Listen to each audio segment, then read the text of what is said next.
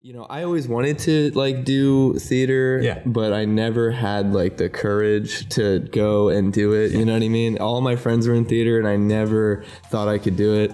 And that's like a regret of mine. But what is, if there's anyone out there who does want to get into it and they don't know where to start, and it seems like so, you know, overwhelming.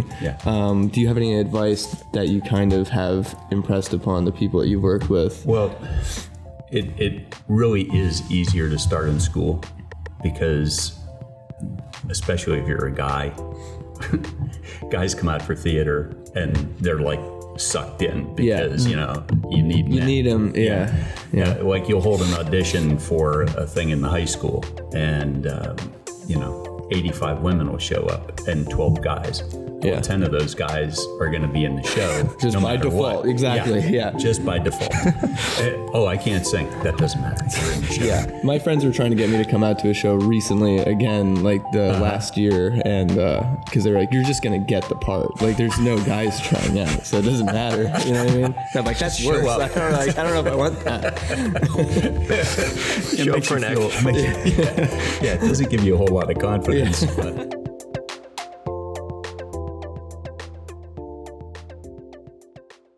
What's up, everybody? It's the Poorly Edited Podcast, the show where we put a spotlight on some of the most creative minds we can find, as best as a couple college kids can do. Not very well. But we're here at the Pennsylvania Playhouse with Gilkeson. Nice. And and we are literally underneath the spotlights tonight at the Playhouse on stage. Thankfully, there's no one in the seats. That'd be too much pressure. I'm already kind of scared. Yeah, I'm already scared enough. It is wild. Because I've heard when like the lights are on, you can't really see the audience as well. You can't hear. Yeah. You can't hear because they're right on top of you. What kind of, I'm really interested in like stage setups. What kind of stage setup is this? What is it called?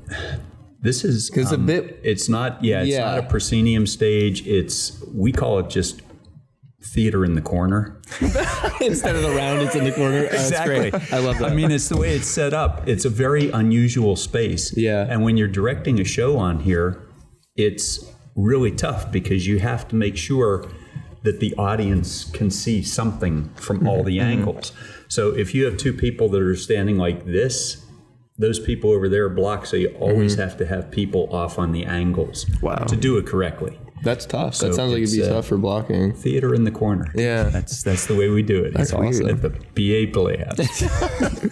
So you are you're a director here, and you're the director I'm a theater administrator. Yeah. Okay. That's my administrator. Yeah, that's my official title. Is that what did you choose that? Or did they give no, that they to told me that's what I was. Yeah. So what does that entail exactly? Pretty much everything. Okay. I just have to make sure that every production is up, running, and under control of myself and the production manager. Everybody who works here is voluntary except for myself and the box office manager. We're paid a fabulous wage. And so I'm kind of like, I oversee all of the board and I report to the board and I tell them how every production is doing financially. We set budgets for every production so they know going in, every director knows what they have to spend. And I'm also in charge of booking, like the 2020 season, I was in charge of touching base with all the companies, locking down all the rights, getting everything taken care of. If there's a major issue here, they contact me, and then I contact the people who are responsible in the board to handle those things. Yeah.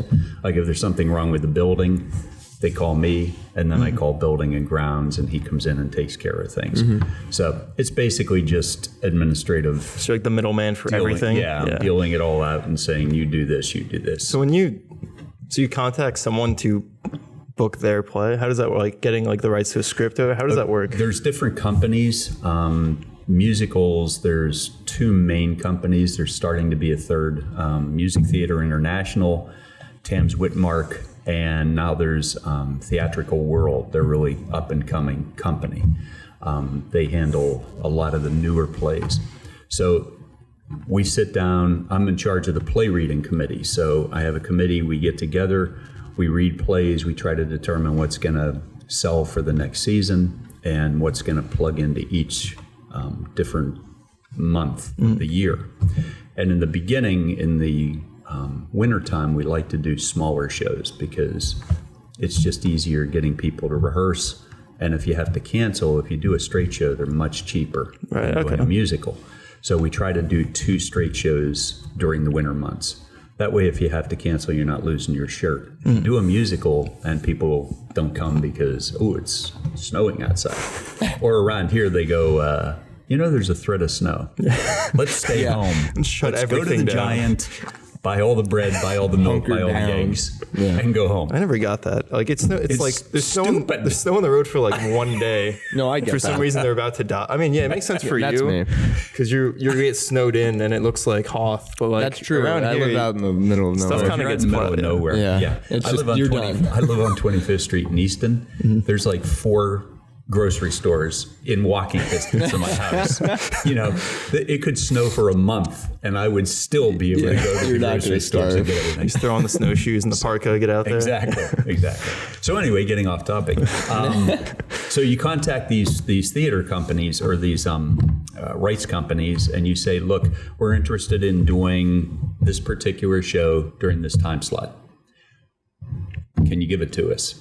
And they'll respond pretty quickly, and they say, "Yes, okay." You send your deposit in, you lock it down, make sure everything's set So to there's go. time slot. Is that like It's all timed. so? Is that just how? Is there like a boundary on the time? Like If you don't respond and give them the deposit within, I think it's 60 days, then they can give the rights to someone else. is there like a radius on that? So is it like so it's by like region then? So like you're the only one in this region that can do it? Right. Okay. Right. And if something is running, like a revival goes on Broadway, Then you can't run the play. you can't because we're within the 100-mile limitation. It's 100 miles. If you go Wow. 10 miles outside of this, you could do it. You can't do like a show that's popular on Broadway. Like sometimes the rights aren't even released. Like Phantom of the Opera hasn't been released yet. Les Miserables hasn't been released yet. So, but some of the shows, I think what was just running, Carousel was running, Oklahoma was running, My Fair Lady's running. You can grab those shows, but not here. If you go into Allentown, because they're a little further away from New York City, they could do it. So is that That's little of a crazy. difference? Yeah. So I think that Yeah. And they I go, think "Whoa, Easton PA is going to play it on Broadway sales. well, people from Easton do flock to Broadway a lot more than people from Allentown. Really? So anyway, that's kind of the restrictions that they fascinating. can, isn't it? It is really. I'm sure it's great to deal with. Yeah. I'm sure it's No, a it's blast. really not. You think you're going to get something, Yeah. and then they go, "Oh no, you can't." Yeah, you have just it." can't. We thought we were going to get Rent 3 years in a row now. Really? Never. But there's the 20th anniversary tour of Rent is still going around, and this is the 23rd year. They keep calling it the 20th anniversary tour. And we're like, why don't you just change it to the 25th and keep it locked for another 2 years and be done with it? Just stop destroying our hopes because then we'll know. Exactly. We get there our like- hopes up every year. Is there public domain plays? Is that a thing? Like if There you are like some. buy like an English book and you just do like Shakespeare? Like Shakespeare, anything. You Yeah, can yeah. do Shakespeare anytime. There's like 17 companies that own Shakespeare rights, so you just go to the cheapest one. Do you prescribe to the whole like Shakespeare conspiracy stuff? That like Shakespeare wasn't just a singular person and it was like ghostwriters and stuff? No, you don't. There's a lot of that. There's a If lot you of want to that. see a great musical, though, it's called Something Rotten. Yes. Yeah. And it's hysterical, and it hasn't been released yet, but when it is, I'm sure somebody will grab it. We can't do it here because we're too small, but a big theater company could probably pull it off. But it's all about Shakespeare and what an ass he was. Yeah. And they poke unmerciful fun of him. And this other playwright wants to do something totally different. So he goes to Notre Dame's, I think it's his nephew or his uncle, and ask him, because Nostradamus sees into the future. So he figures this guy's going to see into the future as well. He gets it all screwed up. So they end up do a musical called Omelette instead of Hamlet. It is the funniest thing really I've ever great. seen. Yeah. So anyway, no, Shakespeare, I think he wrote all this stuff. Fair enough. But I'm you not, heard it here first. I'm not big on Shakespeare. I feel you. It's not for everybody. Speak English, will you? Please, Especially my now, God. and there's already been like Shakespeare's been regurgitated like 3 variations, so you can find something that's basically a Shakespeare story, but applicable to today. Right. And it's like it's not worse. I guess it's not as preserved or I don't know, but like it's not in Old English. Yeah. So you can't understand it. Well, and there's a lot. I was a director in a high school for 19 years, and whenever the parents would say, you should really do Shakespeare. Okay. So I would go and I would find a script that it was Shakespeare, but the dialogue would be kind of a little easier for the kids to understand because, you gotta. Oh my God. Yeah. I mean, I'm an old man and I don't understand 3/4 of what the guy was saying. So It just makes, because it's like it was written that way because that's how people spoke, I assume. Yeah. So like, why not update it? Like, it's not. You should make it more accessible because everyone thinks they're like the best stories ever. So you should make them so everyone can read them, and it's not like a weird. enjoy them. Yeah, there's no like barrier to entry to enjoying Shakespeare. Right. And what amazes me is how far we have not come from the way we talk. Because back then, what beautiful language they had. Now it's like, and 4-letter words, which, let's talk about rap. No, I'm sorry. What are you directing now? I'm directing a show that's not here at the Playhouse, cool. So I'm not allowed to talk about it. Okay. Well, what's the great? We're going to talk about What is this? Also, what's going on behind us? The show that's on right now is called "And Then There Were None." Cool. And it's an Agatha Christie play, and it's a murder mystery. It's also been called 10 Little Indians. It's got a lot of different titles. Okay. But "And Then There Were None." These 10 people are brought to this island.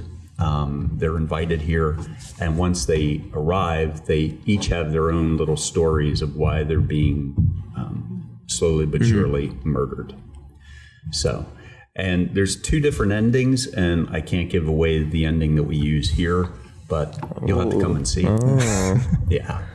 When is that going to be? It opened this past weekend, and it runs until October 20th, Cool. I believe. Yeah. So by the time you watch this, you'll probably be able to still go see the show. Yeah.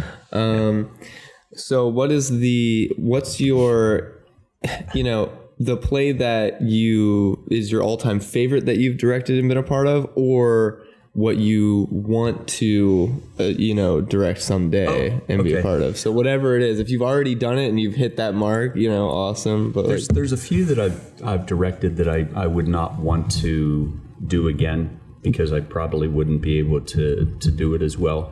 Oh, really? I directed Les Miserables. They released the rights for 2 months, and I happened to get them. Wow. And that was quite an experience. Plus, I got to play Jean Valjean, the lead character, because it was my money that went into the production. Mm-hmm. And so we did everything at Notre Dame High School, and it was called Notre Dame Summer Theater. And to be able to do that particular musical, and the cast that I assembled was like the creme de la creme of the Lehigh Valley. Mm-hmm. So it was a really great experience. Another show that nobody does around here that I did at the high school was called A Tale of Two Cities, which is based on that novel. The lady who wrote it just wrote an incredible piece of music, and it only ran on Broadway very briefly because there was a strike in New York, and her show didn't really get a chance to run because everything's got, and until the strike was over, it was too late. Yeah. So that particular piece I would love to do again with a professional company or with, a lot of top-notch people here in the Valley, because the high school kids did a great job with it, but it's hard for a high school kid to understand the complexities of a character that's going to go up, onto the gallows and be hung because of what he's done. Or, he's taking somebody else's place on the gallows. But they did an amazing job. We won. Do you guys know about the Freddie Awards? Yeah. Okay. We won Best Small School for that. I went to Emmaus, and that's like, we do okay sometimes. That's their big thing. Yeah. They won a couple years ago for Miss Saigon. They won Best Overall School. So those are the two musicals that I think I reached what I wanted to reach with the one, and I would love to reach with the other one. So you mentioned casting a little bit with the high schoolers. Is that what you look for going in? Is it just like who gets the character they're auditioning for? Or is it like skill level? What happened with me was because I was in the school, I wasn't an outside director coming in. I actually was a teacher, and I taught theater arts and I taught performing arts. So I kind of saw kids as they were coming in. Performing arts I taught to freshmen and sophomores. And then theater arts was for juniors and seniors. So I was able to kind of bring them along and see what kind of talent base I had coming every year. And I picked musicals. I could care less about the Freddie Awards. I cared about the product that we put on the stage. Right. And we had a very tiny high school. Notre Dame High School we called it a gym the churchatorium because it would be a church, on certain days. Most of the time it was a gym. And then they would open the curtain at the end of the gym and there would be our auditorium part. So we were never going to be able to compete with the Amresses and the Parklands and the big schools. So they put us in small school category. But I always wanted to do quality work and pick plays that made sense for the kids that I had coming in. So that's how I would pick things. And when we pick shows here at the Playhouse, we try to pick shows that are going to be a challenge for the directors that we hire, and also that the audience is going to want to see. You want to sell tickets, especially in this venue. I mean, we seat 182 people in here. And we basically run just off of the money that we make on ticket sales. We don't have any corporate sponsorship to speak of. There's a couple companies that'll throw us some money every once in a while, but for the most part, we're driven by ticket sales. So when I sat down with the play reading, and this gets off topic, I'm sorry guys. That's fine. That's interesting. When you're doing stuff in high school, you've got the budget. The principal says, okay, you got this amount of money to spend. And then the theater parents raise extra money and you do the piece. You don't have to worry so much about ticket sales. In amateur theater, you really have to worry. There is one theater company in the Lehigh Valley that does a lot of corporate stuff, and they're up in Allentown, and they do extremely well with presenting to corporations and that sort of thing. We don't have anyone who can do that. They have a full staff who just calls people and says, hey, you want to donate? Hey, you want to be corporate sponsors?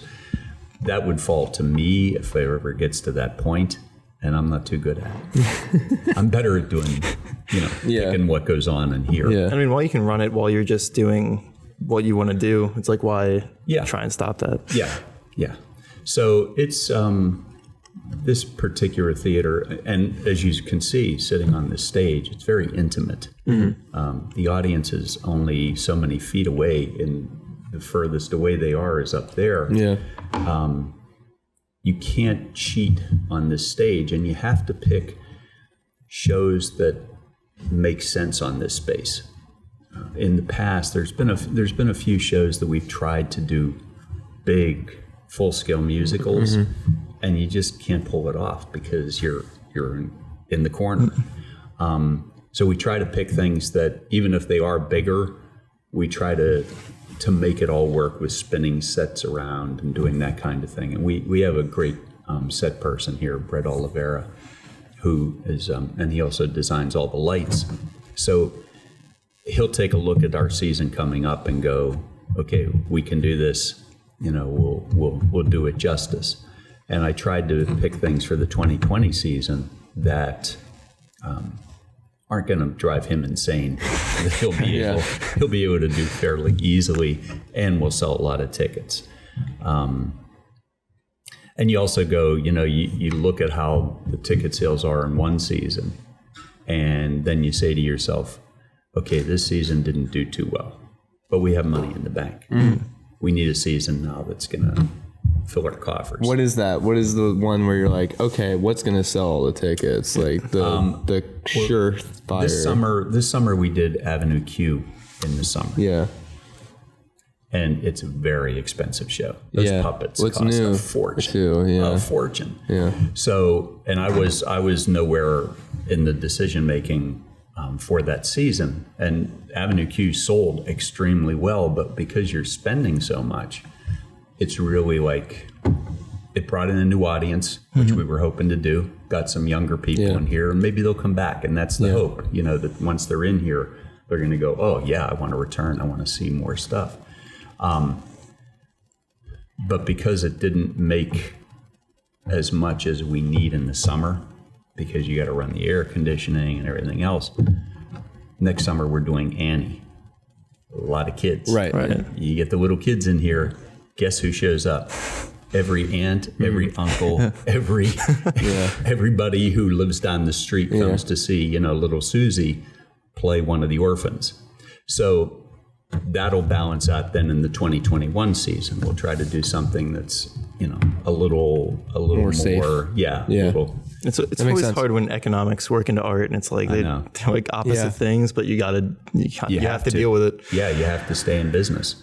And I think we'll do a great job with Annie. We've got a really good director who's on the board of directors here, and he'll do a nice job with it. He directs at Easton High School.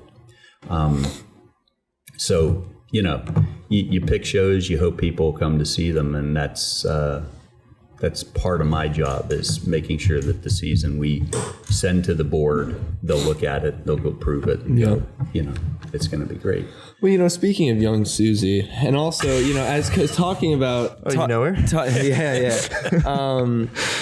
And talking from personal experience, even, I think something I'm interested, because you've done a lot of casting, and you've done a lot of working with, I'm sure, younger people that in high schools. You know, I always wanted to like do theater, but I never had like the courage to go and do it. You know what I mean? All my friends were in theater, and I never thought I could do it. And that's like a regret of mine. But what is, if there's anyone out there who does want to get into it and they don't know where to start, and it seems like so, you know, overwhelming. Do you have any advice that you kind of have impressed upon the people that you've worked with? Well, it really is easier to start in school, because especially if you're a guy, guys come out for theater and they're like sucked in because, you know, you need them. Like you'll hold an audition for a thing in the high school, and, you know, 85 women will show up and 12 guys. Well, 10 of those guys are going to be in the show. Just by default. What. Exactly. Just by default. I can't sing. That doesn't matter. You're in the show. My friends were trying to get me to come out to a show recently, again, like the last year. And because they're like, you're just going to get the part. Like, there's no guys trying out, so it doesn't matter. You know what I mean? And I'm like, that's worse. I don't know if I want that. Show for an act. It doesn't give you a whole lot of confidence. But there are, for younger people, there are a couple acting schools in the Lehigh Valley. There's one in the summer at the State Theater that's really good. Civic Theater up in Allentown has continuous classes, and it gives the kids, like when they're younger, it gives them confidence. We run a summer camp here, and it does the same thing. It runs for 2 weeks. And then if it goes well, then we extend for 2 more weeks another camp. It's called Young Actors Studio. And that kind of gives you a feel for it, just to see if you can get the confidence by being in that kind of an environment. For people who are like your age and stuff, there's a couple different websites you can go to. One's Lehigh Valley Stage, and they post auditions for practically any show that's being done in the area, and just, you know, kind of look and see if something calls out to you for your type. Right. So that's is just go try to do it, and just go try to audition and see what happens. Yeah. I mean, a lot of people that's how I got started. I mean, I just walked in the door years ago, there was a theater up in Allentown. It was called Pennsylvania Stage Company. And My ex-wife was sick of looking at me laying on the couch watching television, and she said, "You need to do something. You're getting fat. Go do something." So I went to this acting class, and I took it, and I thought, this is pretty cool. So the first audition that popped up, happened to be Jesus Christ Superstar at a place called Playhouse out in, they used to do shows at Cedar Crest College. And I had been a rock singer for longer than I can even talk about. So I thought, okay, I'll go audition for Jesus Christ Superstar. And I walked in and I sang, and they gave me a part. Yeah. It was small. Luckily, not luckily for him, but the guy who played Judas couldn't sing it. Oh. And he quit. Oh, really? Actually, kind of got thrown out. They call it quitting. Voluntary. Yeah, it was a voluntary quit. And they came to me and they said, hey, we want you to come to this rehearsal, and we want you to sing Judas. So I'm like, okay. So I'm there singing this guy's part, and he walks in. It was ugly. Oh. And so they went outside and they talked to him, and he started throwing things at the director and the musical director. But I got the part of Judas. And I was like, but I got just as long as he doesn't hate. Is it ironic that Judas felt betrayed in this scenario? There you go. See? I didn't do it. So, sometimes you just walk in and you audition, and you never know. Yeah. This podcast is sponsored by Relevant, a location-based mobile network personalized by your interests. Customize your news feed to consolidate all the information you care about all in one place to quickly and easily find what's relevant to you. Find out what's going on in your local area and reach your community from the palm of your hand. Relevant is available on iOS and coming soon to Android. Be the first to know with Relevant. So say I found a posting for a part. Yeah. And I'm like, I want to audition. Yeah. How do I prep for that, having no experience? How do you prep? Well, if it's a musical, almost every musical you can, download the music for and just sing along if that's what you're interested in.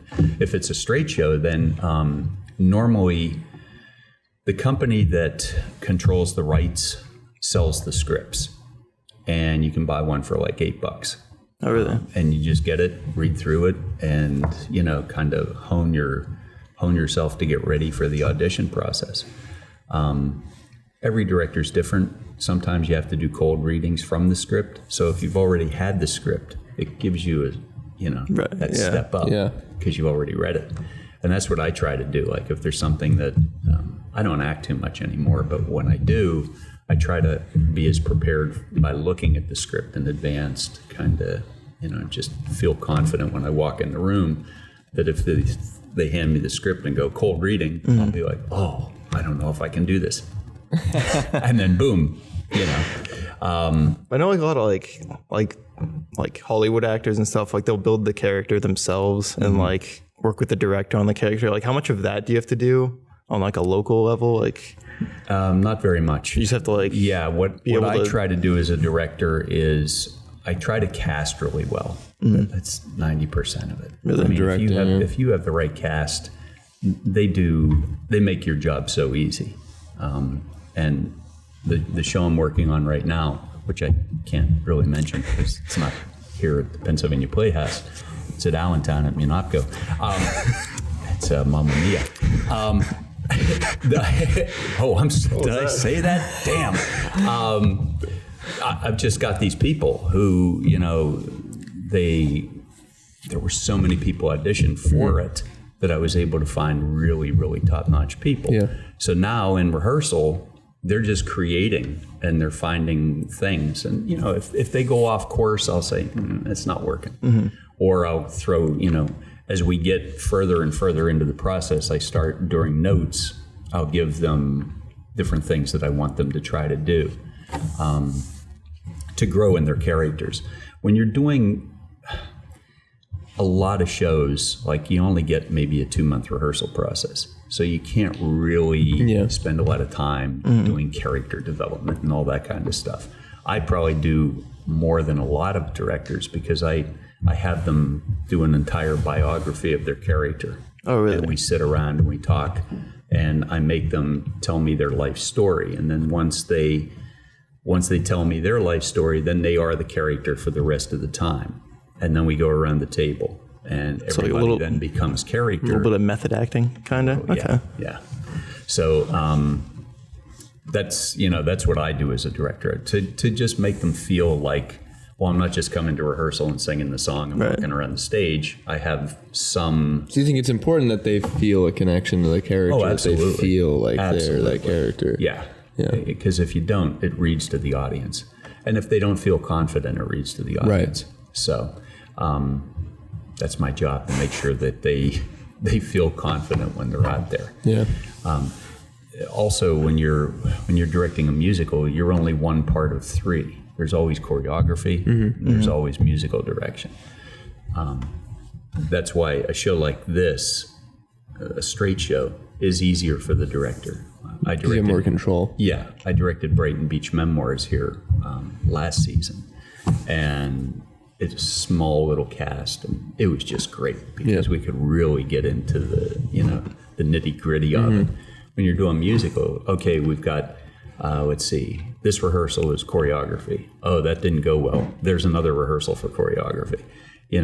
Musical. Okay, we got through this many songs, but we have to get through this many more. So till it finally gets around to me, I'm like, they're probably very... There's a moth in the house. Oh, it's a moth. We were under bat attack there for a minute. I'm going to tag out with Amresse, I think. So there's a lot of that kind of push and pull when it comes to musicals and all the different moving parts. Right. Would it be, because in my mind, if I were working on a musical, I would imagine that I'd be very focused probably on the music side of things. Like, I gotta know my dance numbers and I gotta know these singing parts. Yep. And then it's almost like the third part is the last thing you worry about, because it seems like it's gonna be the easiest, which I'm sure is deceptive. Well, and most of the seems deceptively most of the time easy. That's true. It depends on the musical. Yeah. Like the one I'm the musicals that are mostly like 99% music. Yeah, very few. Yeah, there's very few. There's very little dialogue, and it seems like I worked on a show called Jekyll and Hyde, where it was sing, sing, sing, 2 lines, into the next song, and the 2 lines that were before the song somehow said the title of the next song. Yeah. It was like, so I felt kind of crippled as a director working on that one. Right. Because it was just all music. How do you make that count? Those moments where it's not musical, but you only have a very small amount of time to, show who that character really is and to get that message across. Because sometimes you don't always have that leniency in different ways of portraying things. You kind of have to stick to the script. How do you make that count as a director? Well, as I was saying before, even in musicals, I make them sit down with me and talk about their characters and develop their biographies kind of who they are and why they're doing what they're doing in this particular piece. And then as we go through the script, it's important after you cast a show that everybody understands what they're trying to accomplish in every scene, whether it's with the music or whether it's just the script itself. There's always an objective. So actors are always, when they're in a character, you're trying to get something from the other character. Either you're trying to push that character away, or you're trying to draw them into a love, thing, or you want to find out what's going on inside their head. So you want to give them goals. Yeah, to reach, they have to go after those different. So as a director, that's my job, to make sure that they're going after their objective, that they keep trying to get to what they want. Right. I would think that as a director, and even as someone that directs especially newer actors, how do you keep them from feeling anxiety or pressures to act a certain way in the characters they've seen portrayed before? Yeah, I would imagine that's really tough, especially for, when you're first starting, to think that you have to be kind of married to the source material very closely and like the characters and how they've been done. Because even if you're doing like the work and the homework on it, you're listening to how they're singing it in the original Broadway recording over and over and over again. So when you deviate or whatever, or if you play it differently, it feels wrong. I'm sure like it isn't wrong, but it might feel like, I'm going to, Well, and another thing that's bad about that is a lot of times the CDs of the Broadway recordings aren't what's written on the paper. Right. They take a lot of liberties when they go in to do these recordings, because they will take into account, like if it's a star vehicle and the star doesn't have the range to hit these notes, they will change for the CD to make the star vehicle and the stars sound really good. Do you have an example of that? Then when you get a book... Do you have an example of that? I don't want to get sued. But, and then you get the book and you have to cast a whole different person because that other person wasn't able to hit the notes that the author of the musical actually wrote. Stephen Sondheim likes to use the same people a lot of times. He loves Bernadette Peters. And so consequently, there have been musicals that Bernadette Peters has done for Stephen Sondheim, and she has a great voice, but she's getting older. So a lot of times as the voice gets older, it doesn't have the same abilities. Not that she isn't a great actress and can't, put it across, but he'll change things for her to accommodate. And then when she's done with the piece and they bring in another actress, then the whole thing can change around again. Is it okay to say that he's amazing? I love Stephen Sondheim. We were just talking about him last night. I came in and I said that Miller Symphony Hall is doing a Stephen Sondheim and Andrew Lloyd Webber kind of greatest hits evening. Yeah, I think it's together. Next Sunday, and I said that we should definitely go. Yeah. Like you didn't answer me. I don't remember that, but two of my favorite plays. Okay. Two of my favorite musicals actually are Stephen Sondheim. Which ones? Sweeney Todd and Sunday in a Park with George. I've done Sweeney Todd. Really? We did it here. Sweeney Todd's one of those, by the way. I was Sweeney Todd here. Really? Yes. That's awesome. They called me Sweeney Rod. They did. I'm Sweeney sorry. Todd's one of those productions, like you said, if you see it, in those auditioning lists, where I'd be like, maybe I should just, you know what I mean? That's one of those productions, right? Really think about it. It worked beautifully here because it is so intimate, and it's an intimate piece. Yes. And all you need is the barbershop and the second floor.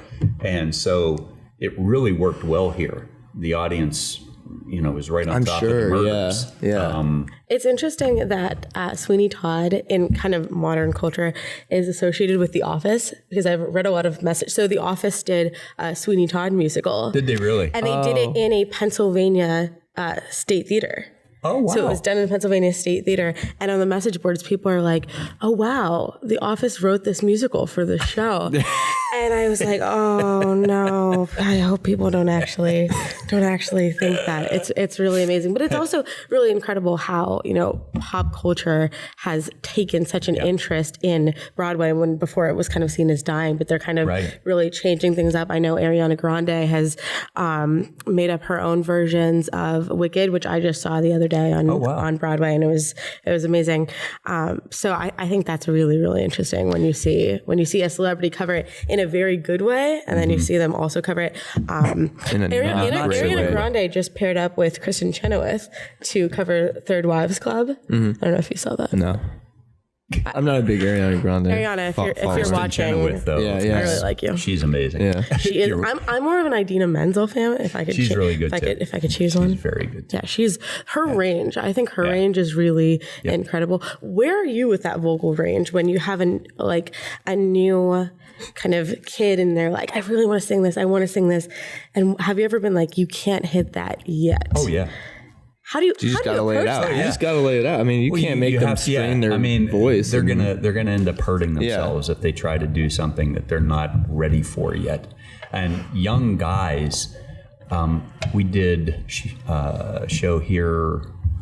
No, it was at Notre Dame High School. It was She Loves Me, which we're doing as the last show of this season, and I directed it at the high school.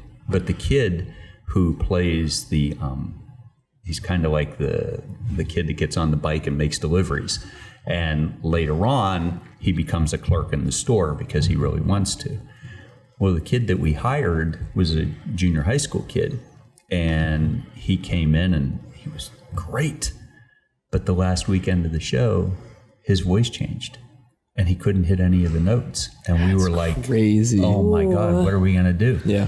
So I just said, look, just drop the octave, sing it down. Yeah. You can't hit those notes anymore. You're going to hurt yourself.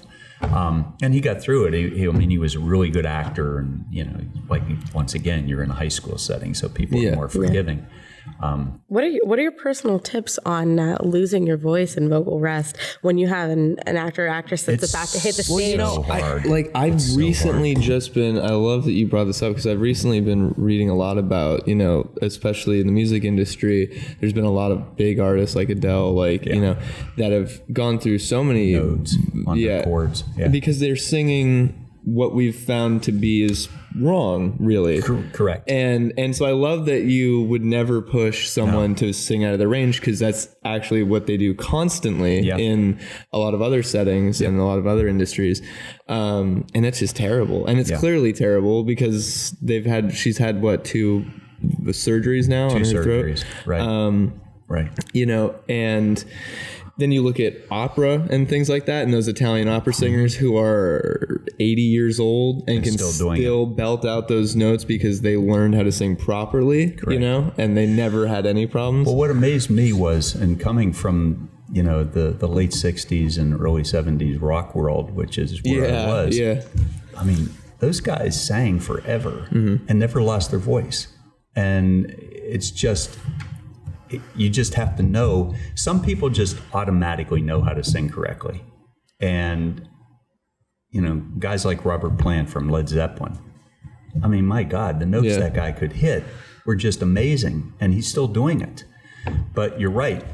Other people, because they don't do it correctly, end up with so many problems. And I don't know why Adele has the issue she does. I guess because she's just going balls to the wall all the time, And I've heard that. I mean, from a lot of what I've read, it seems that they're taught wrong, kind of from the start. A lot of these artists are kind of taught to sing incorrectly and to push it constantly.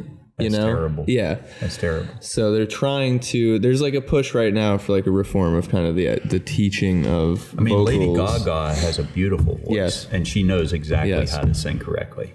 I'm not a huge fan of the music that I stopped listening to music like at the beginning of the 90s. So anything that I listen to is old fart music. But I've heard her sing, and her Super Bowl halftime show is like, man, this woman can really sing, So, don't hurt yourself. And get training. It's great that you say that, because we're surprised that even with such big celebrities and performers, that people don't say that. And it's basically the same thing as using your body wrong as an athlete. I mean, it's like, this is your sport. You need to use your voice a certain way.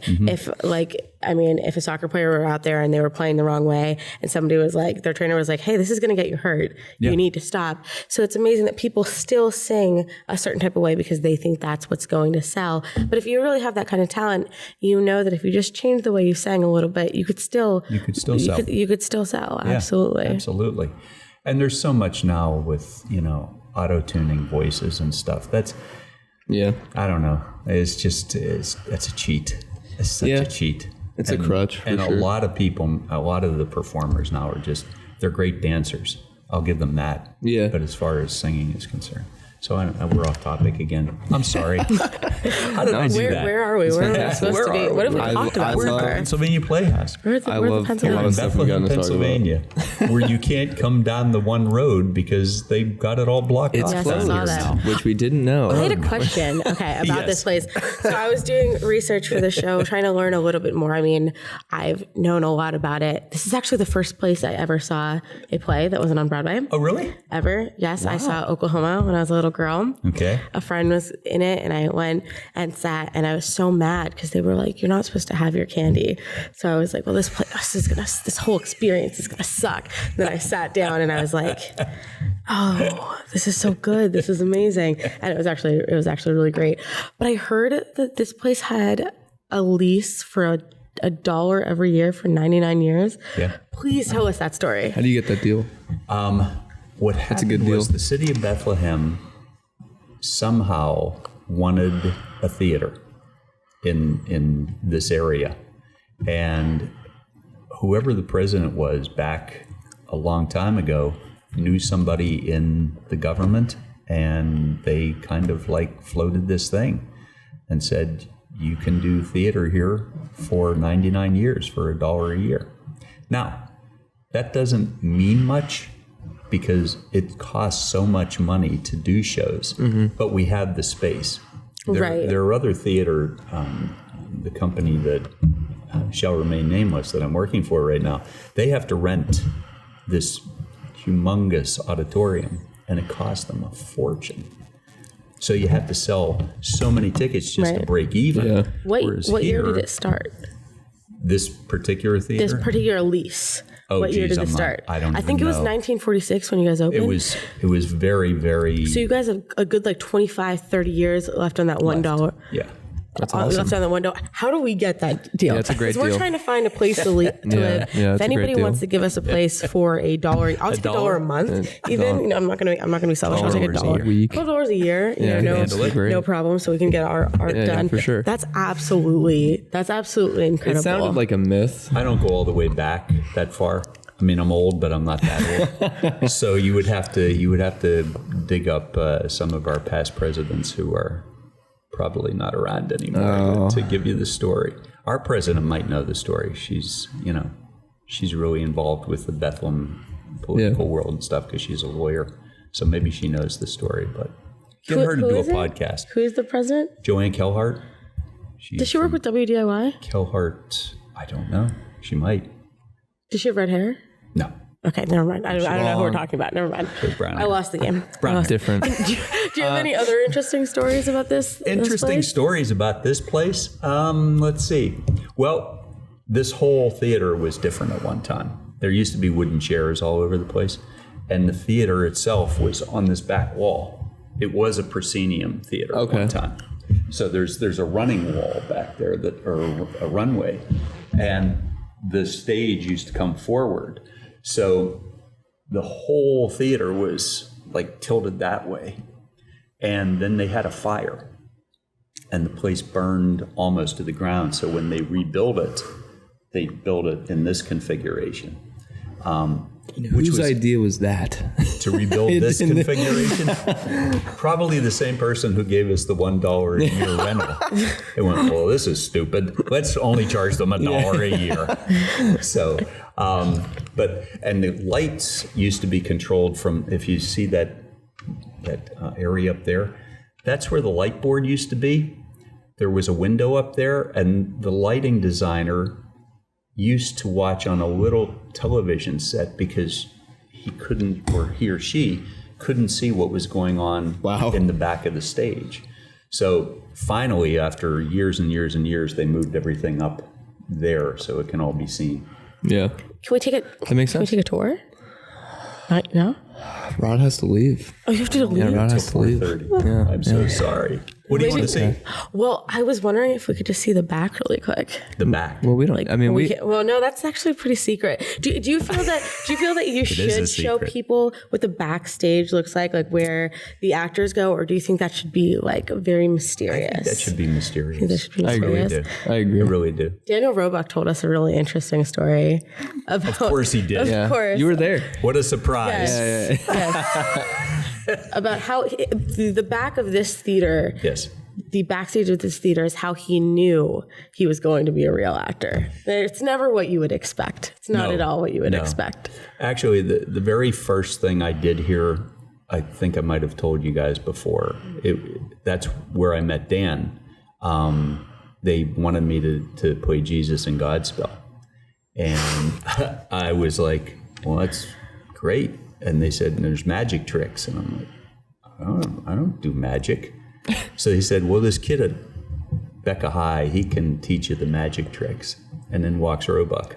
And he taught me to do the pop flowers and anything that was magic that Jesus had to do. Dan taught me. And it's been a friendship ever since 1981. Wow, it's a long time. And I was young then. I was only 30. Now, he's gotten older than me over a period of years. You haven't aged at all, obviously, No. but he just keeps getting older. And older. Obviously. And yeah, he's gray now. And I look at him and I go, Oh, it's so sad what happened, what time did it to you. is. Oh, Danny, Yeah. I'm sorry. Yeah. Poor Dan. Sorry. Yeah, he was just a kid. You didn't Now age he's- past 30, and then he's, No, I'm he's in past his 30. 80s now. I'm way past 30. Although that gentleman said I look 32. So. It's true. Well, Rod, it's been amazing getting to sit under the magical lights Stage at the lighting PA of the Playhouse. hot. It's very It's hot. very, very After a while. warm here. Like, It is. people These say are warm. that, and I'm Yeah. like, oh, it can't possibly be. Like, lights can't possibly be. It's hot. It is. It's really, really yeah, hot. And if you sit under them. Now, There's a they're lot not- of them. They're not normally up full blast like this. Yeah. Like, there's subtleties. It's a little for more every moody. scene. Yeah, Yeah, there's moods that you try to create. You don't with the need all lighting. 120 this lights. is a complete wash of everything that's up in the ceiling right Yeah. now. So yeah, it cranks up pretty Yeah. good. I would hate to do a period piece where it's just like layers Where and you have to layers wear and a layers lot of of clothes. clothing. And I'm like, excuse me while I pass out really quick on stage. I've actually passed out on a stage before because it was, Were you in a it production? was so hot. Or you just go on a stage to pass out? I was in the middle of eighth grade. I played the Queen in Cinderella. Well, it wasn't Cinderella. It was a glass slipper because our school couldn't get the rights Couldn't to get it. We the didn't rights have a to lot it. of money. Fantastic. We didn't have a lot of money back then, so we got the glass we got the slipper. budget version of Cinderella. And I was playing the Queen, and I had this really tight corset on, and I was up there, and I was giving like this command to everyone that we were going to have a ball. And I went down, and there were I had two male servants next to me, one over here. And while I went down, they both jumped out of the way and just did not help me. They were in a position where Great they could have helped servants. to pick me up, and they just jumped out of the way. Didn't regret it. They've never apologized to me. Of course not. Yeah, Ben and Dan, if you're out there, I didn't forget. I'll never forget. She's going to get you one day. Yeah, I'm coming for you. Rod, it's been amazing. It's Thank been a you. pleasure. I've Thank had a you good for time. having us out. Thank you Thanks. for talking to us. Thank you for interviewing me. And thank you for continuing to make amazing art and be a part of an amazing scene that I think needs a lot more attention in the area, I mean, it's funding. a beautiful thing. It's a beautiful thing. Yeah, we need. Yeah. Yeah. Keep coming to see the Yeah, shows. please. Come to see, and then there were none. It closes October 13th, and She Loves Me opens December 6th. I'm directing, and that runs until the 22nd of December. And it's a great musical. So you have no excuses. No There's gonna be excuses plays going.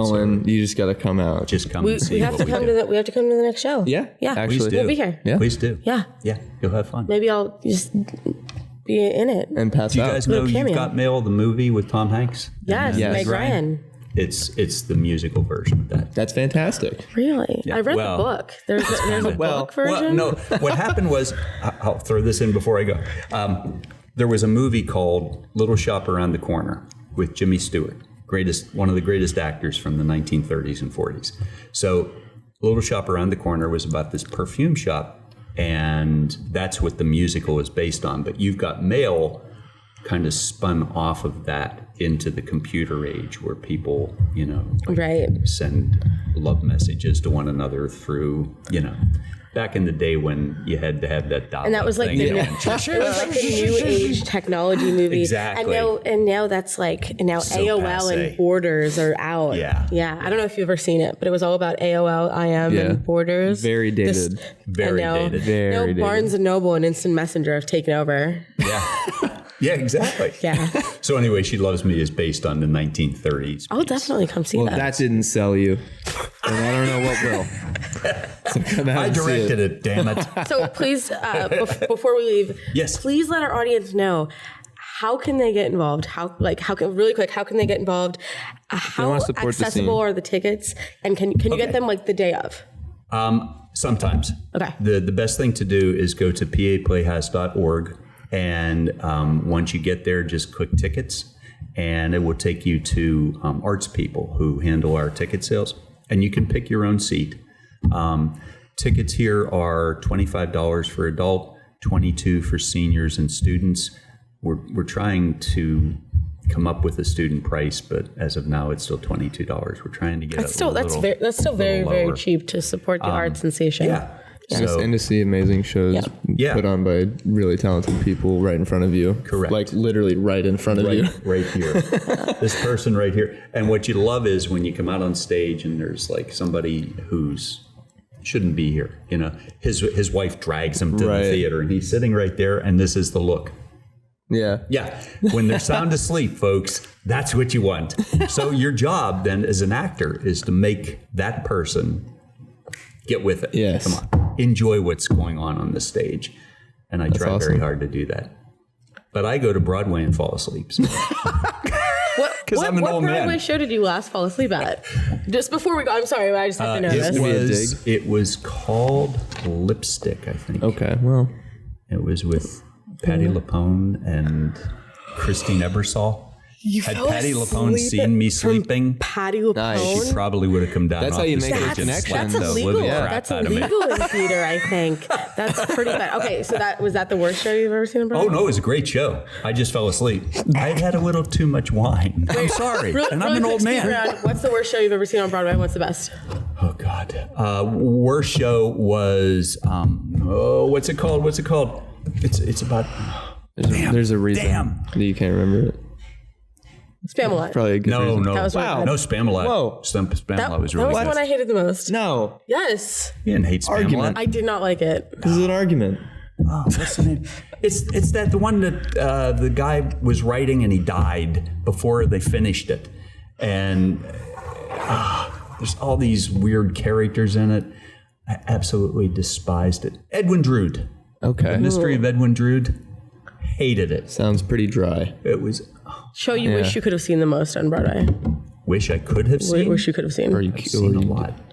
There's like very few that. You're like, I've been around for hundreds of years. I've seen all of them. Yeah. Which one is it? You know, the one that shocked me What? was Book of Mormon. Ooh. Really? I'm really Catholic. Okay. And I thought, oh, sacrilegious. So we never went. But we go to London. Well, tickets are like $30. Yeah.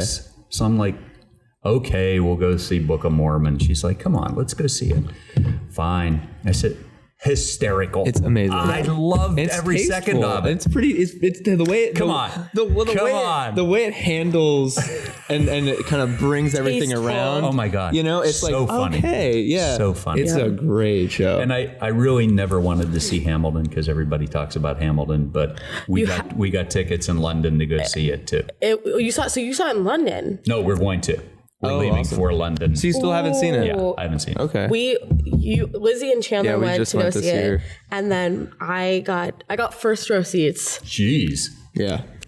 That's what happens when you go places by yourself. Single tickets are very cheap. Right. Oh, One that's a good single idea. ticket. That's a good idea. Price to be It's a great show, though. It's amazing. I'm looking forward to seeing it in London. I got to get out of here, you do. guys. I am so sorry. Thank you so much for being on, Rod. Thank It's you. been a Thank pleasure. you We so could much. talk all We're day. just continuing the podcast for the rest of the Oh, no, day. I'm sweating. Okay. And you guys I'm getting up. you can go. No, I'm leaving. We'll close up shop here tonight. I think the guy, I'll lock the doors.